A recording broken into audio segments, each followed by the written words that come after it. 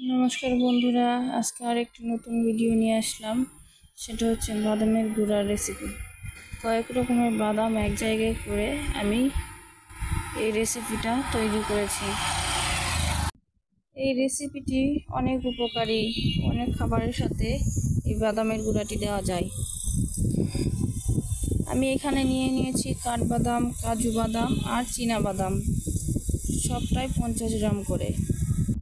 বাদামগুলো ভালো করে ধুয়ে নিয়ে ছেঁকে নিব, তারপরে ভাজবো। ভালো করে বাদামগুলো ধুয়ে নিয়ে ছেঁকে নিয়েছি, এখন কড়াইতে ভেজে নিচ্ছি। এইভাবে নেড়ে চেড়ে দিয়ে ভালো করে ভেজে নিব, তারপরে ব্লেন্ড করে নেব। এই যে আমি কয়েক মিনিট ধরেই ভাজতেছি।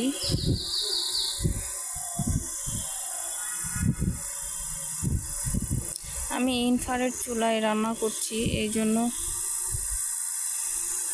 তাপমাত্রাটা 500 দিয়ে রাখছি, এর বেশি হলে পুড়ে যাবে।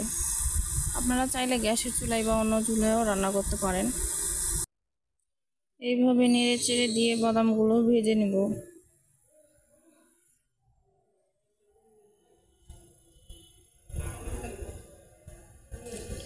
আমার বাদামগুলো ভাজা হয়ে গিয়েছে।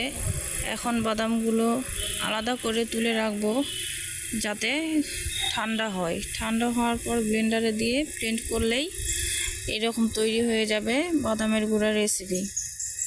এটা আপনি সেরেলাক, সুজি বা চিড়ে এসবের সাথে ছোট বাচ্চাদের খাওয়াতে পারবেন।